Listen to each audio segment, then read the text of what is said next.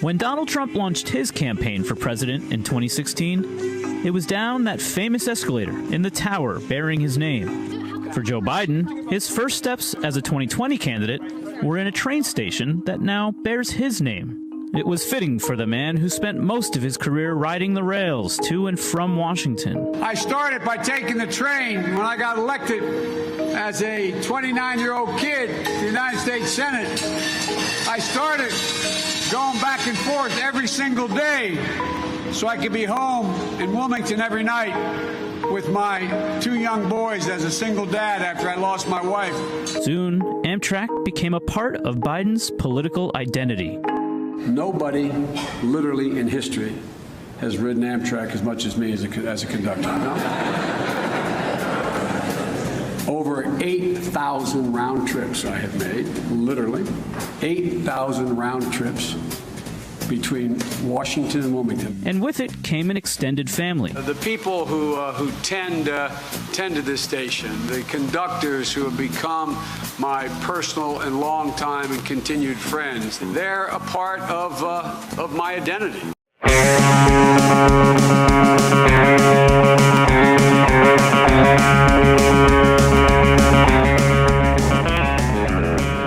Yes, folks, welcome. Joe Biden, do some identity politics then, loser. I'm Matt Leck, with me, David Griscom. Hello, David. Hey, man, how are you doing, brother? Heated, again. I feel like we started a lot of shows heated. This one especially. It's bad, folks. Fresh off of a fairly decent midterms, I don't know if you would call it success, but defense.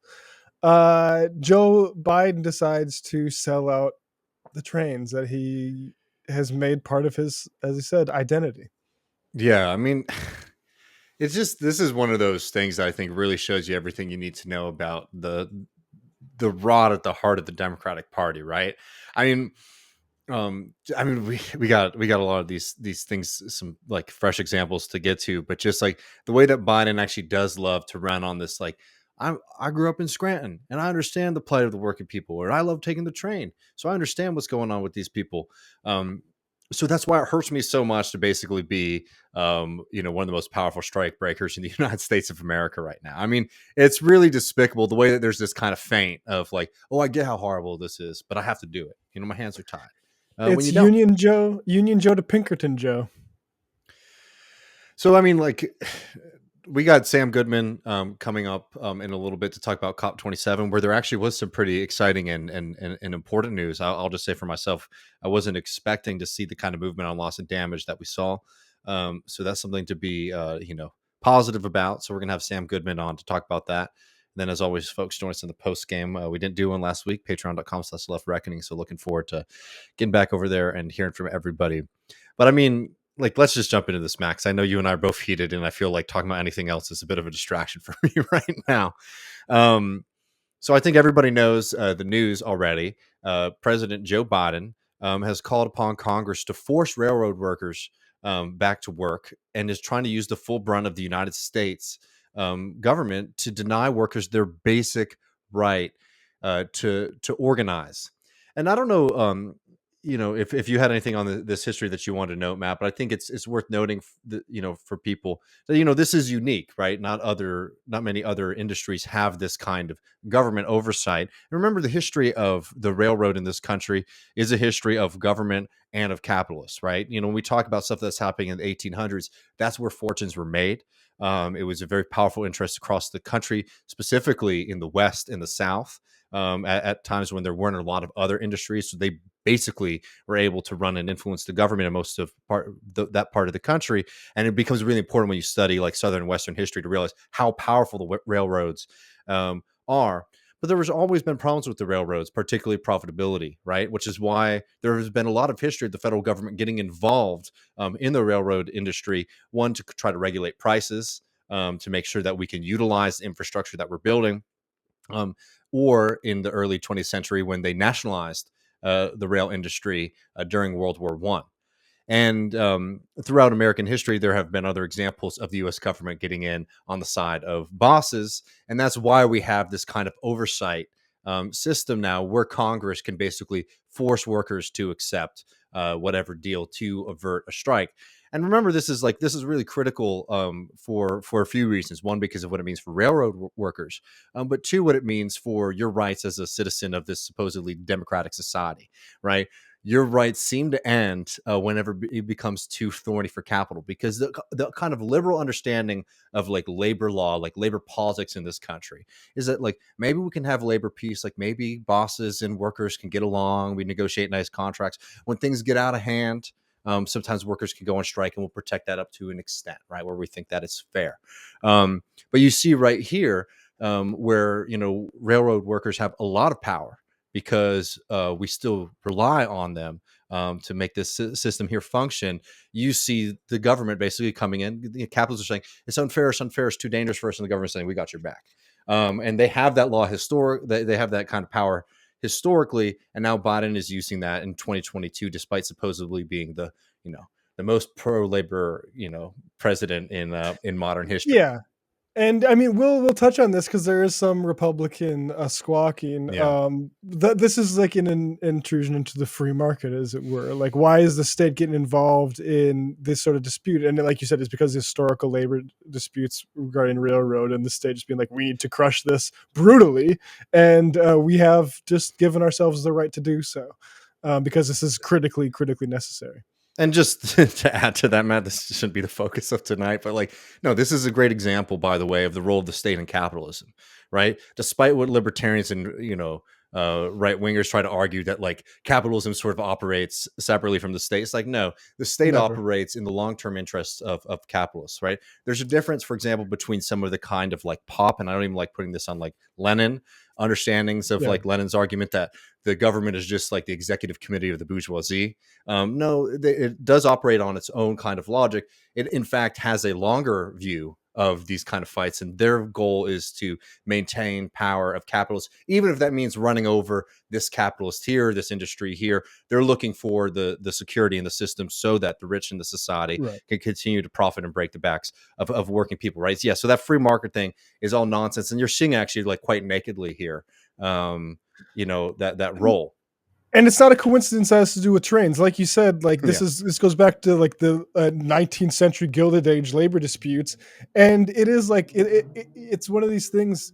There's basically two words you can point to depending on what year a libertarian says, free market capitalism. It's like, if it was before 1864, for instance, you can say slavery. After that, you say trains. And both of them basically disprove the whole myth entirely, because neither of that gets done without state apparatus to coerce laborers, slaves and laborers.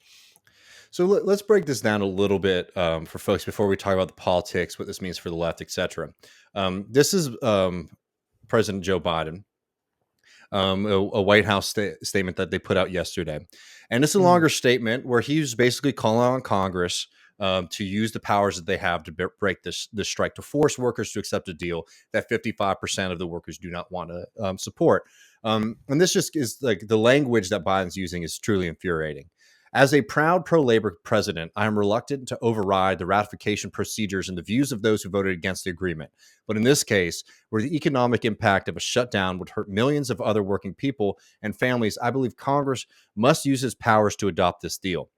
Some in Congress want to modify the deal to either improve it for labor or for management. However, well-intentioned, any changes would risk delay and debilitating shutdown. The agreement was reached in good faith by both sides.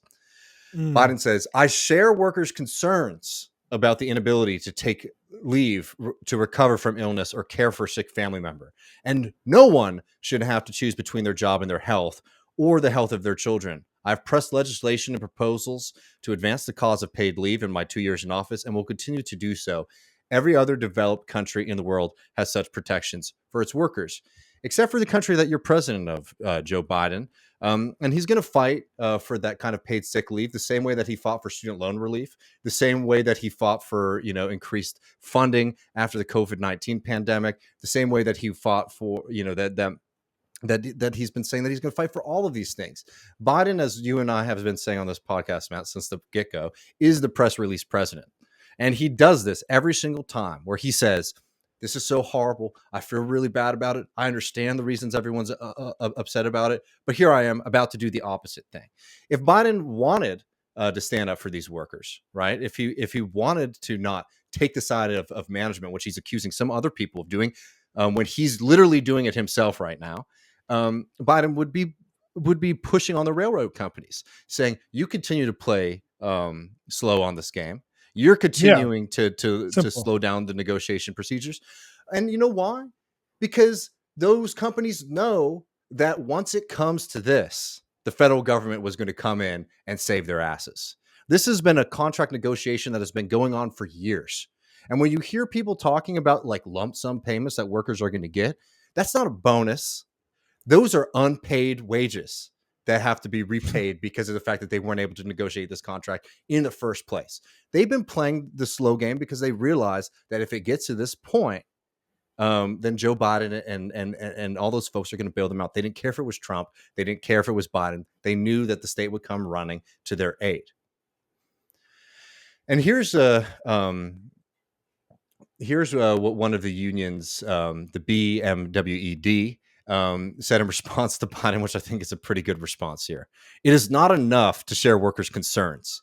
A call to Congress to act immediately to pass legislation that adopts tentative agreements that exclude paid sick leave ignores the railroad's workers' concerns. It both denies railroad workers their right to strike while also denying them of the benefit they would likely otherwise obtain if they were not denied their right to strike.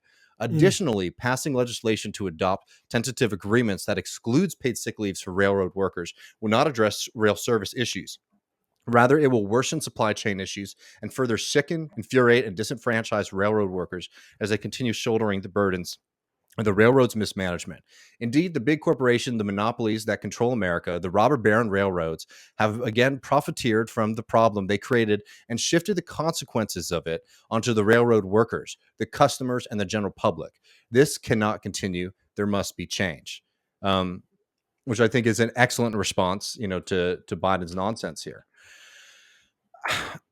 I have Pelosi if we want to get into her, unless you wanted to go a different direction. Well, why don't we get to Pelosi in a second? Just because I think some people are coming into. I just want to lay the stakes clear for people about what this negotiation's about, because I think there's a lot of confusion before we get to Pelosi, because she did the same thing. I can't do it all right here. This is a quick zoom for folks, just so you understand what the stakes of this fight are. We've seen a lot of consolidation in the railroad industry for decades, worse and declining service, while they are making record profits. And remember this is not, despite the fact that some people complain about service issues on the railroad system, this is not a system of profitability for them. They are squeezing as much as they can, just like they are in the oil industry, just like they are in industries across this country, right? And was that money used to improve service? No. Workers have been facing the brunt of the crisis, notably this lack of sick days. Remember, these were essential workers, right? And they're not very much being treated that way today. No sick days for them. The continued trimming of crews. We now have these monster, over mile-long trains that are going through towns, oftentimes carrying dangerous chemicals and things like that, with a skeleton crew of 3 people working it. Right. I mean, just logistically, you can see how that is a safety disaster, it's a service disaster, and it's also a human disaster on the fact that these workers are being worked beyond the limits of human capacity here. Right. These people have been, asked to do superhuman work, and they've shown up because they're good people and incredible folks. But it's just not sustainable. It's not all right. And the railroads are trying to make these crews even smaller. They're trying to make them even smaller than they are today. So remember, these workers don't have sick days. They don't have sick days during a COVID-19 pandemic. It's all unpaid. And even if you're not sick, man, the way that these schedules are set up, people are effectively on call, because they'll get a call. Oh, somebody, is, can't show up. So you have to show up in an hour and a half, 2 hours. So even on your Sunday, right, whatever day it is, you could get a call and be expected to show up in a couple hours. I mean, that means you can't spend time with your family. That means you don't get that moment where you can let your guard down. I don't know. It's probably not the biggest thing in the world, but have a couple beers and not have to worry about getting called onto a train. You know what I mean? Yeah. It's it's a huge imposition on your quality of life from these companies. Sean of the Antifada had a guest on to talk about this, and they talk about like the scheduling problems that different jobs have, and it's like if you're on call, and then you have to get a van to some fucking place that isn't the normal place because trains they're Yeah. not on schedule. When schedules are fucked up, people getting to those trains have to fucked up. What if your shift doesn't coincide with the train getting to where it needs to go? Then you're having to go catch a train or leave a train in mid station, like weird shit like this, and it's like it's about power. This is the Democrats saying we're going to come in and give the basically corporate sociopaths that Yeah. are in charge of the rail industry what they want with regards to these policies. And this is because they want to trim. They just want to cut workers just psychotically. We need to be expanding this service. We should be massively investing. They should be in a rush to like hire more people. Instead, we're talking about, well, can we fire people if they get sick? Can you please let us do that, Joe? And Joe's like, yeah, all right, Yeah. fine. So when you hear all this stuff, there's all this talk about, salary increases. Remember, we're talking about salary increases during a time of inflation. And two, I mean, we've covered this a few times in this program, and I don't have the video handy, but in one of the videos we played, it was somebody, one of these railroad workers, getting interviewed, and they were like, at a certain point, it doesn't matter like how much money you give me if I can't live my life. If I can't spend time with my family, if I can't enjoy anything, it's like, what is this? Yeah, And again, like, I don't want to make it sound like the salary increases are like, even perfect or like, acceptable, but it's just like, there's all this kind of narratives like, oh, they're getting so much of a wage increase. And it's just like, but they're saying we but the need quality of workers. life.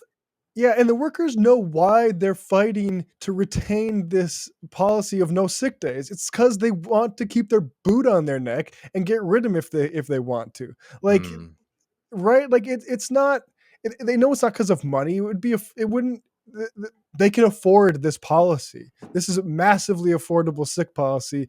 But and so it's like, and the AFL-CIO said, I'll share this. Jonah Furman shared this. Liz Schuler mm, um, tweeted this out. AFL-CIO President Liz Schuler just held a call with state and local federation leadership. According to someone, here's what she had to say. There's a lot of focus what's not in the agreement and not enough what is. Bottom line, it's a good contract. And like, how can you ask people to ignore that that's what they're keeping in their pocket over you? mm.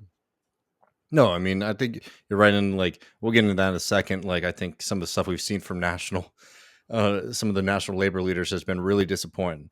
And let's get into politics in just 1 second. But there's just one thing I just want to remind people of. When you're getting in arguments with, because the liberals out there are already running interference for Joe Biden, right? And they're focusing on one, the threat if the railroads shut down, what that will mean for you, right? Which is classic kind of divide and conquer strategy.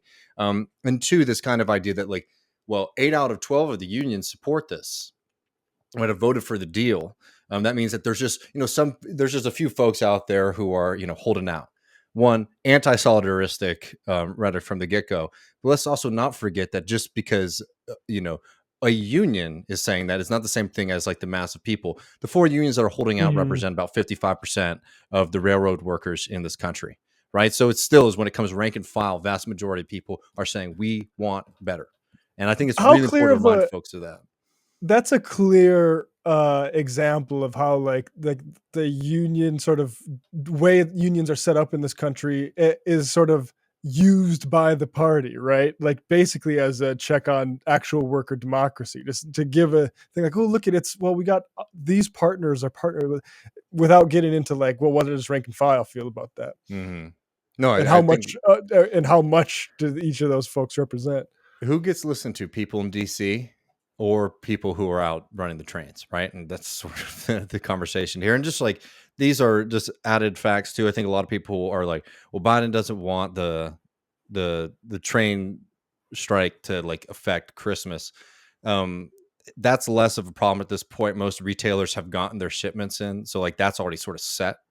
At this Mm. point, we're talking fertilizer, we're talking oil, we're talking coal, those kind of heavy industry chemicals and things like that would be getting hit first. Not saying that there won't be effect on the retail side, but like, just so we understand like where these fights are happening, because they want to say, the railroad workers are going to, playing Grinch to your Christmas kind of thing. And I know our audience doesn't need to hear that, but like, this is, if you go on CNN right now, actually, I mean, like, I know we're jumping all over the place, man. I want to get to the Pelosi thing and the politics. But let's see if I can grab this video really quick, because I think it's interesting to see how CNN has been reporting this thus far. This is compiled by Steve Morris, who is at the Recount and formerly Media Matters for America. Let me put this up for you. This is CNN coverage so far. A rail strike is one of the most disruptive and expensive things that can happen to an economy. A rail shutdown or strike would disrupt supply chains. A strike means food prices could skyrocket. Many experts are saying would be an economic catastrophe. That could mean a big shortage and massive price hikes. Even gas prices could increase. And it also could cost the economy $1 billion within the first week. That would cripple the economy. I'm not setting aside the concerns of your members, but are you and your members willing to stop the rails, in effect, and accept those costs to the U.S. economy? Do you believe a strike is worth it if it cripples the U.S. economy and costs up to $2 billion a day? More than $2 billion per day. Is it worth it?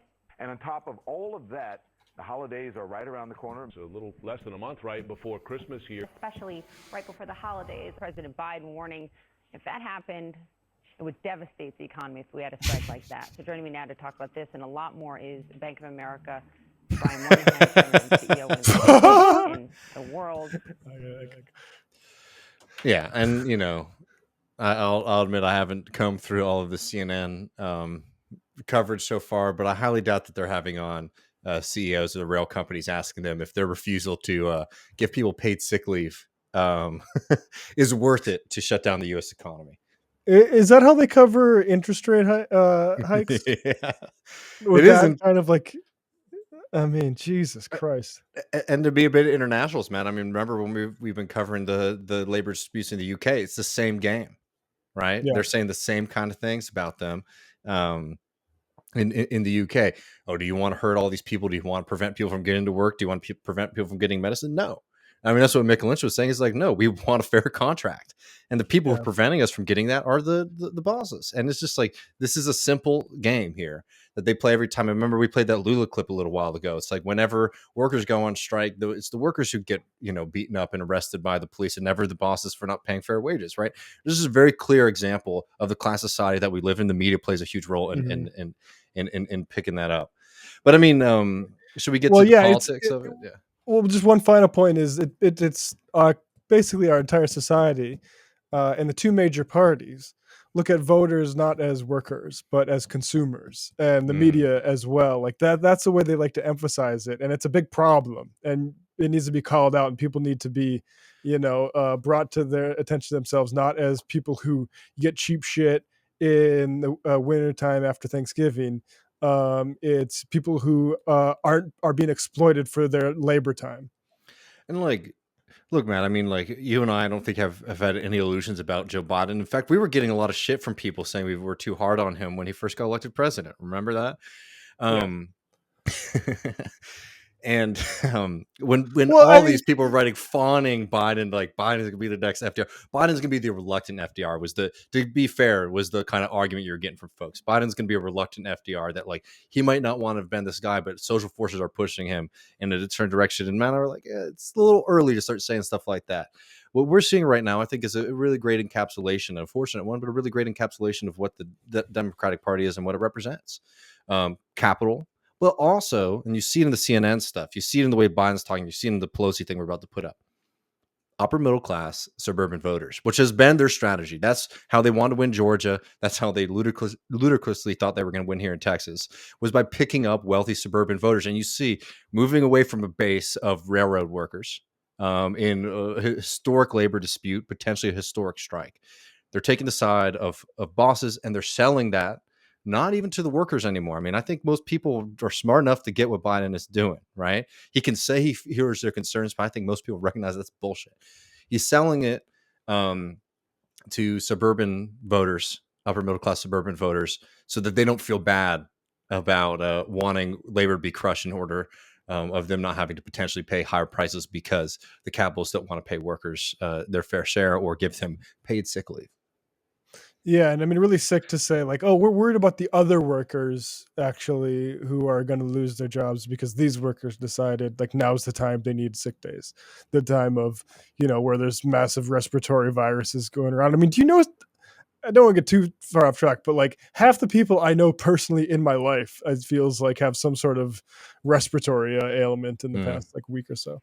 Here's the Pelosi thing if you want to look at this quick. David Dayen shared this. As we consider congressional action, we must recognize that railroads have been selling out to Wall Street to boost their bottom lines, make obscene profits while Mrs. Insider Trading talking about Wall Street is, a bit much. And more from railroad, making obscene profits while demanding more and more from railroad workers. So we know like obscene profits. We are reluctant to bypass the standard ratification process for the tentative agreement, but we must act to prevent a catastrophic nationwide rail strike, which would grind our economy to a halt. Our nation would suffer more than, blah, blah, blah. I don't want to read all this. This week, the House will take up a bill adopting the tentative agreement with no poison pills or changes to the negotiated term. Now, what she's saying there is, when she's saying poison pills, is this. What Congress could do is say, oh, we're getting involved.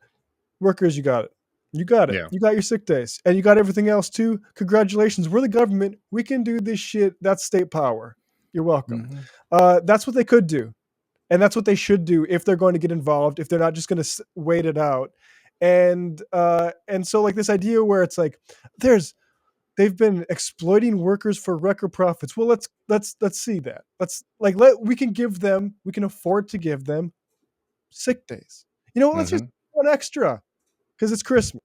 That's what actual worker party could do. And we're not close to there yet. I mean, and I don't know where you want to transition now. There's some interesting rumblings on both sides of the aisle, and we can judge, how sincerely we want to keep these. Just really quick, there's another thing they could do, and Joe Biden could go out right now and say the fat cats in charge of the train system are ruining the system. They're providing worse service. They're hurting workers, and we're taking this under federal control. We're nationalizing the railroad industry. Right. You could do that. Or even if you don't want to follow through, you could say, hey, y'all think that you can play games and sort of sit out a strike because we're going to come and help you. We're going to say you negotiate with them or we nationalize, right? Boom. We say you take care of this or we're going to take, sweeping action to put these under government control. There's a climate crisis. We need to have better, stronger train system. This could be the first step in, building out those kind of lines to create it's not that I genuinely believe that Joe Biden would do this, but it's just like, these are the kind of things that I think are important for people to remember, that these are deliberate choices that are being made. And Biden could play hardball the other direction very easily. And I think could sell that too to folks. Who is the coalition of people in the United States of America who loves the train CEOs? You know what I mean? The people who get worked up about that are people who have financial interest in the profit system of privatized rail. And that's such a good point. I mean, like if you can't run a train system without fucking sick time, you don't get to run that shit anymore. You failed. I'm sorry. This idea, like you failed. It's not yours anymore. And we're going to like reinvest those profits into expanding this shit because frankly, our rail system is a sign of shoddy priorities in this country. Like that we haven't been massively investing in it, that it's a disgrace. And like, unless Joe's saved by Congress and they say, actually, we are going to include these poison pills, which is an ironic thing to call like sick day policy. Like that, it's like, I mean, what the aircraft carriers were to Reagan, except Reagan was like, yeah, I love that shit. Biden is like, I'm the train guy. Well, I mean, let's get into the politics a little bit, Matt. I mean, we got just setting the stage very briefly. So what's happened is tomorrow they're going to have a vote. I'll be back on Thursday for a Griscom stream. So we're going to talk about where things are set now.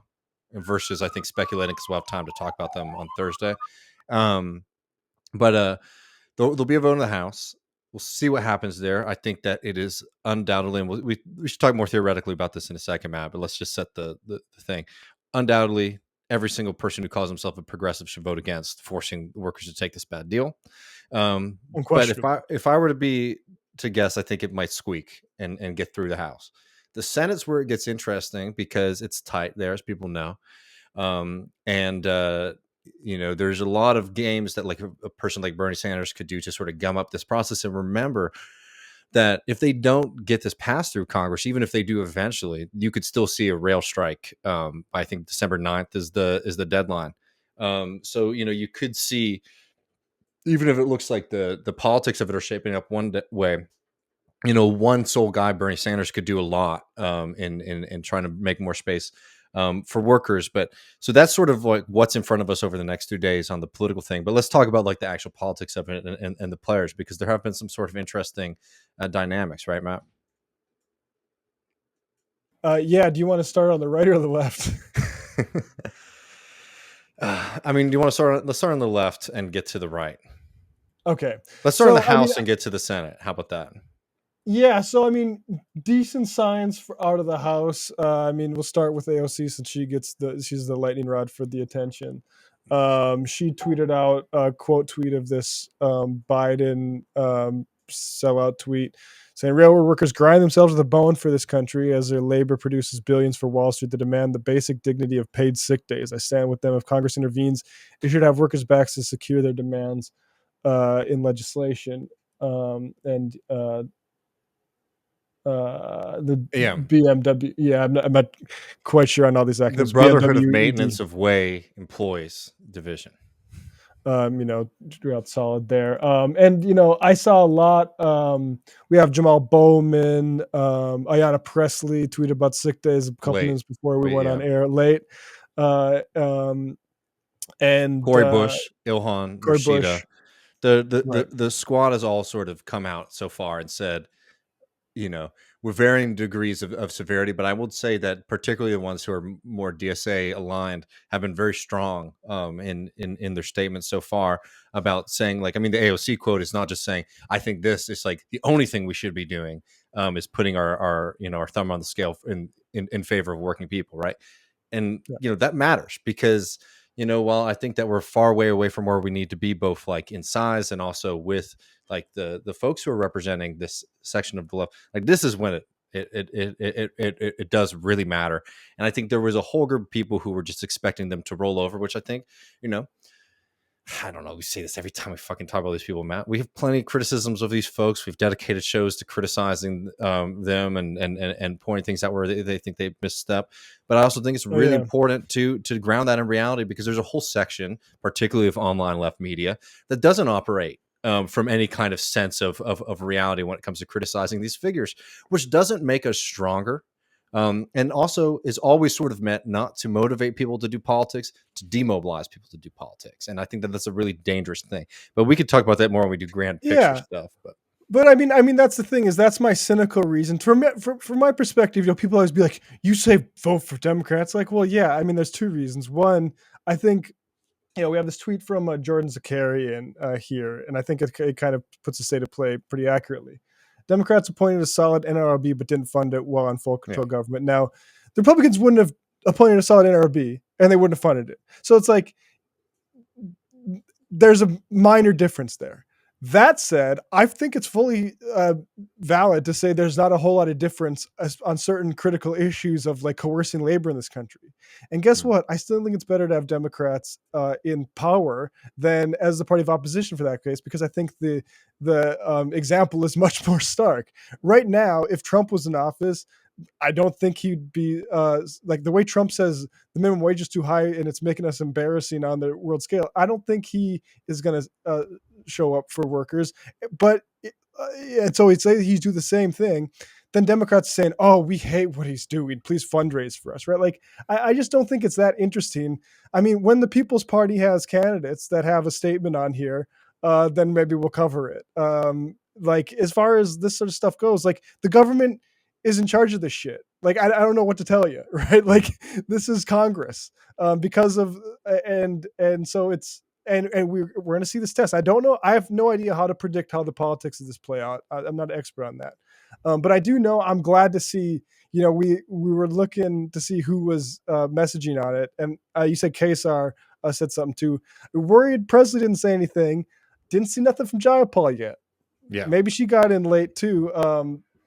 But I mean, it's just like, yes, we know that these are both capitalist parties that, and at varying degrees of, what they'll put up with coercing folks. But yeah. There's nothing more important. Look, I mean, just putting my cards on the table. Like, I'm not one of these people who gets worked up about voting on either side. And I'm not saying this to try to be like both sides. It's just like, I find that to not be where politics is being played in this country. Right. And people get really worked up on like trying to enforce everybody shows up and gets in line for Democrats, which, like, whatever. I think that the arguments to sort of get it in a certain direction make sense to me.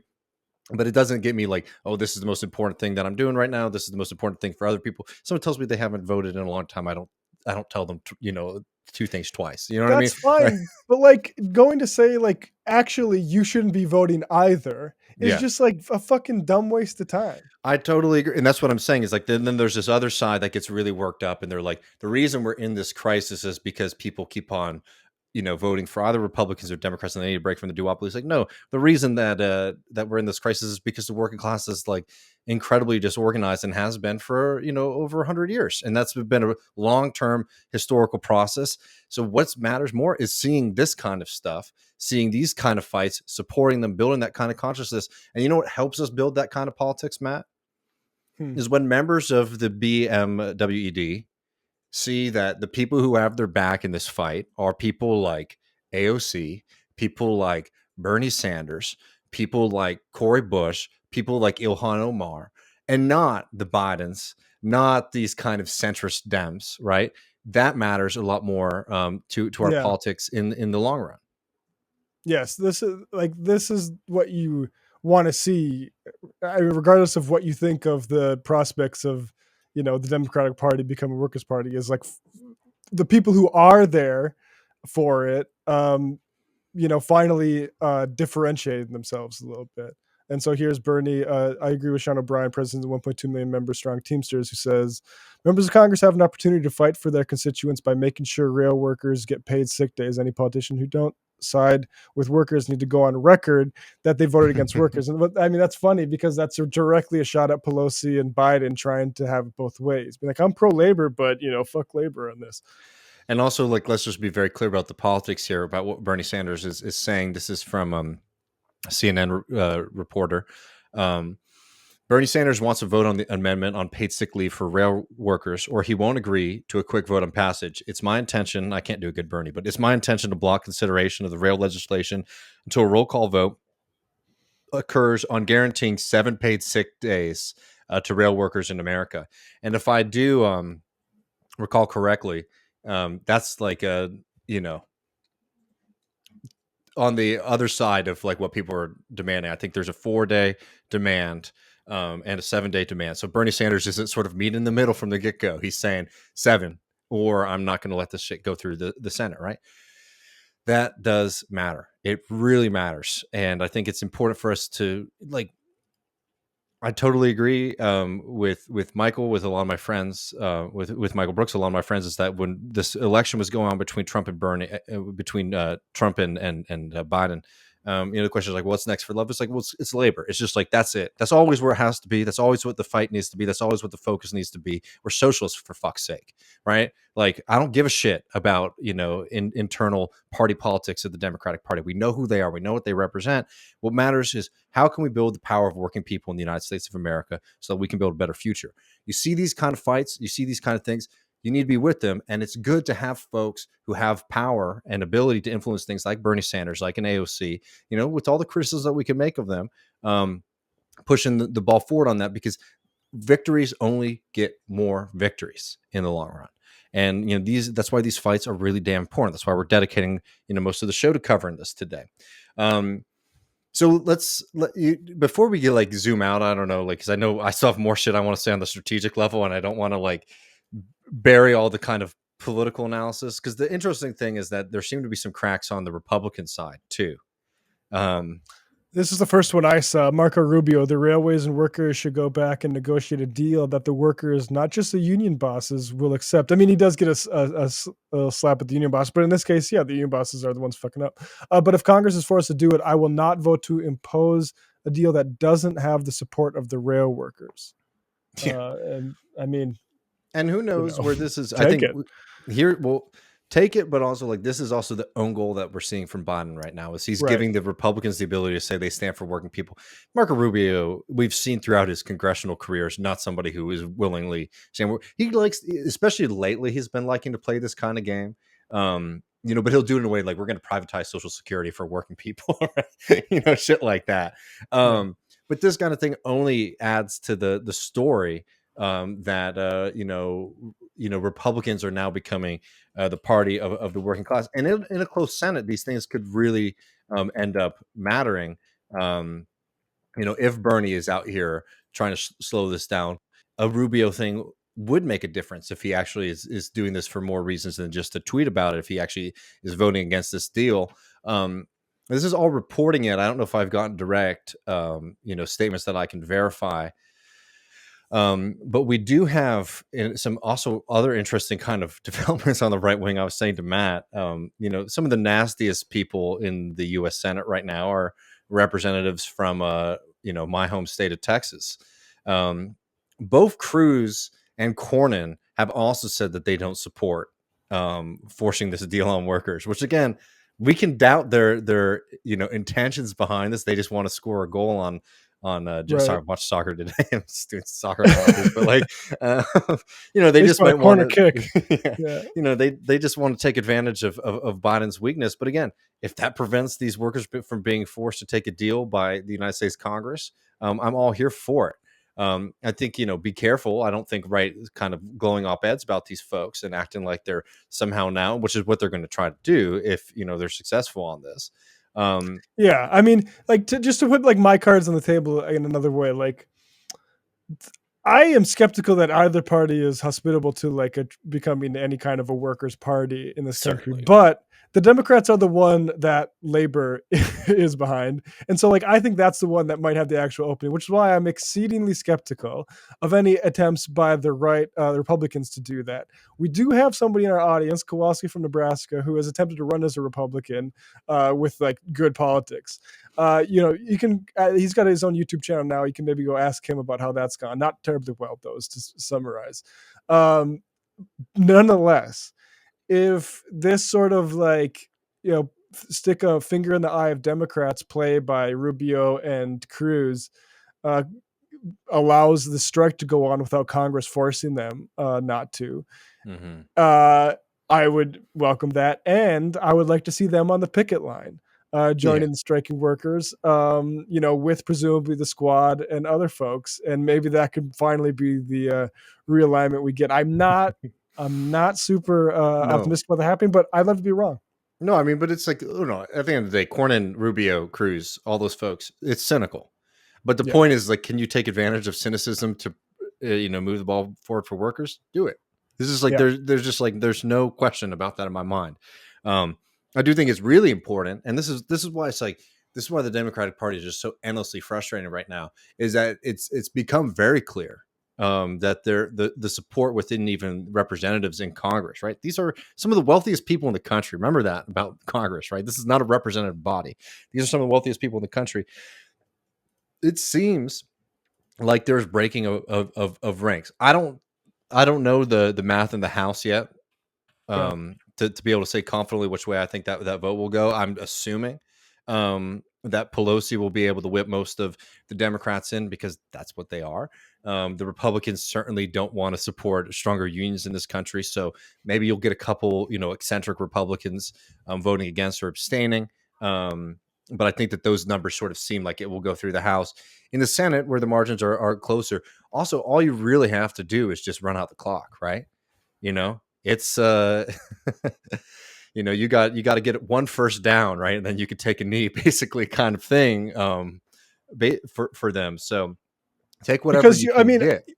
it's interesting if people are going to want to vote in this Bernie forced the vote on the sick days thing. I'm not how many people are going to want to go on record saying get your asses to work, no sick days. Yeah, and like these are like when it comes to sympathetic workers, maybe for good and bad reasons, right? You see how horrible obviously the right wing has been about showing solidarity for Starbucks workers. You even seen on the left having a lot of difficulty, some people, with being able to show solidarity with it. I mean, this is just like, the classic cartoon, you know what I mean? Like, this is like the working class kind of people, and like showing up against those folks, I think should be a political death sentence if we had a reasonable country.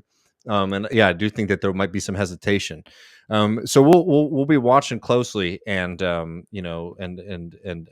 paying attention to this. I mean, I've been worried about this, since Biden, sort of made it clear that he was going to push Congress to take action on it.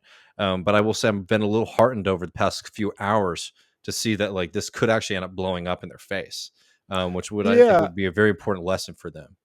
I want to share this clip of Mary Peltola, first Alaska Native in Congress. She was on Meet the Press, and I like to see this from new members of Congress. Are you planning to support this? How are you planning to vote? I'm going to be in a lot of communication with union leaders, especially union leaders in Alaska. This, of course, is a very grave concern throughout the nation, including Alaska, with freight being so important to all Americans. But I am very concerned about the fact that the negotiation concluded without really getting where we needed to be in terms of sick leave. I think not having sick leave and not being able to go to a doctor or get care is an untenable situation, especially when we have the flu coming up. We've got an RSV outbreak, and we still have effects of COVID as well. So I just don't think it's right or fair to expect workers to go to work sick as a dog without being able to have a few days to recover. Congresswoman, it sounds like you are a no vote at this point. That would be the case at this point, yes. Okay, and what would get you to yes, and how do you respond to the president and I mean, can you just imagine like Noam Chomsky ripping out his hair at the way it's like it's her job to like discipline this congressperson. Mm-hmm. saying, look, this could cause catastrophic damage to the nation's economy? Well, I think it could also cause a catastrophic damage to the nation's economy if we're expecting a whole sector of employees to go to work sick. And repeatedly, I think making sure that freight workers have their immunity built up and can be a healthy workforce, I think that's critical to the economy as well. Okay, so that paid sick days has to be addressed before you are willing to get on board with this legislation. Yes, and it's not just paid sick days, it's the ability to have a sick day without the threat of being fired. Yeah. Yeah. I mean, also, remember this one. Why should workers ignore that? Like, it's clearly that, oh, you want to keep that policy where you can just fucking fire me if I'm sick. Mm-hmm. No, motherfucker. No, exactly. I mean, so this is a huge fight. It's a historic fight. We're gonna be covering this more. I mean, like, is there any kind of end note things we want to add? I know, like, you and I are both heated about this. There's a lot here. I think. Shout out Danny DeVito. I've just started working my way through. Always Sunny. I used to catch episodes here and there, but never really watched it. It's so good longitudinally, and it's very good. I just got the second season where Danny DeVito comes in, but Danny says, "No, Joe, you're supposed to help the railroad workers, not you got it backwards. A handful of sick days. Come on, workers of the world, unite." So, yeah, no, I mean, Danny's a comrade. I love seeing that. Well, if I were just to make a quick close, Matt, I mean, I have to say that, like, there's a lot of fights that happen on the left, and some of them are more, with more merit than others. There's a lot of questions about what's in politicians' hearts.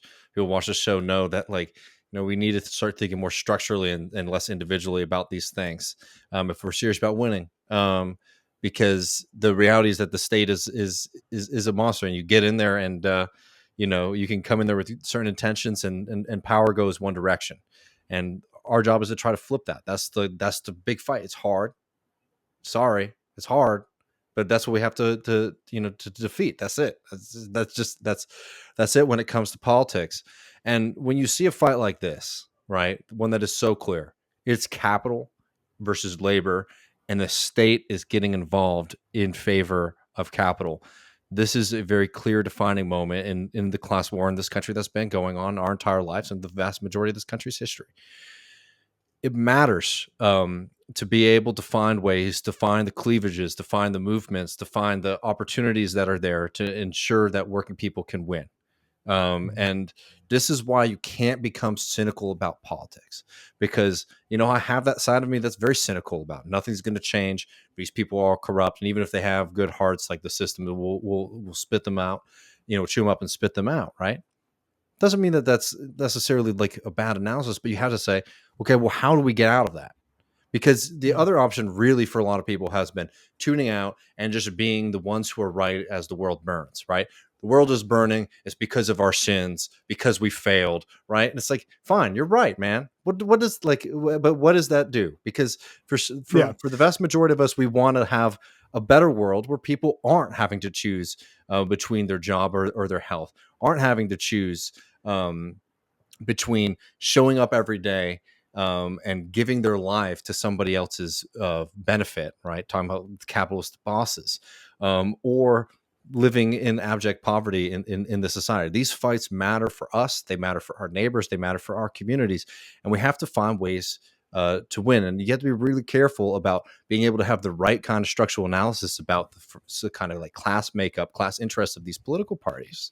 And also not letting that be something that becomes debilitating or becomes an excuse to sort of sit out of politics. Because for all the people who make a lot of hay about like AOC, I've seen a lot of silence on this fight. I've seen a lot of silence. I don't want to do flame wars on this because it's not what's interesting to me. If you look at some of the people who are really worked up about Alexandria Ocasio-Cortez and Bernie Sanders as being silenced to the movement, and see what their coverage has been on the rail strikes. It will be very different from ours. I would just say, like, if there shouldn't be a surprise. Like, that shouldn't be a surprise that, folks wouldn't be serious about that stuff.